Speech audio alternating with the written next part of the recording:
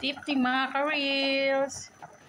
Magsisigap tayo ng ating isdang pampano. Ayan.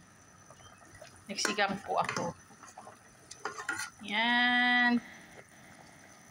Pinakuluan ko lang yung ating luya, sibuyas, kamatis. Then nilagyan ko na po ng pampalasa ng konting asin, paminta, tapos yung ating kulay. Ito o. Yan yung kulay na okra, sitaw, tapos siling verde.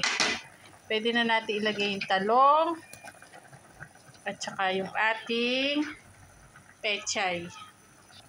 Yan. Tapos yulog na rin natin yung ating pechay. Ganun lang kasimple. Yan. Hintayin na lang natin. Tapos maya tikman natin siya kung ano lasa. Pero lalagyan ko muna siya ng papaasim pala. Wala pang papaasim. Lagyan natin ng tamarind mamaya. Sa huli ko na nilalagay tamarind para maluto muna maigi yung ating kulay. Ayan. Kuluan ko lang yan. Tapos yung tamarind. Lagyan na natin.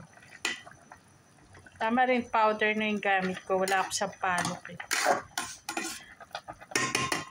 Lang. Yan. Lalagyan na natin ng tamarind powder. Tansyahin lang natin yung asin.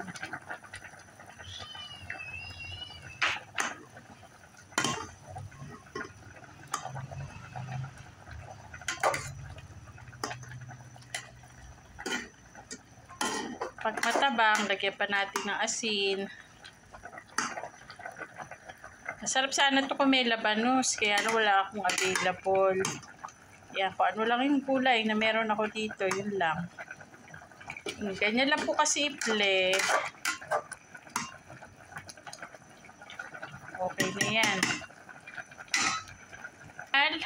Final, tikman natin. Kung kailangan lagyan ng asin.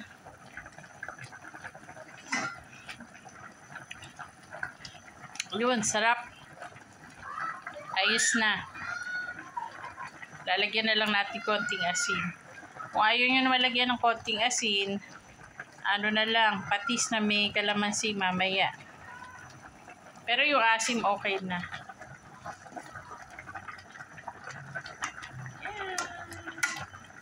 Yung ating isda.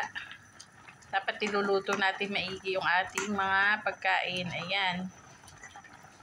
Isdang pampano. Pampano. Ano ba ang tamang pronunciation? Lang. Bye! Thank you for watching!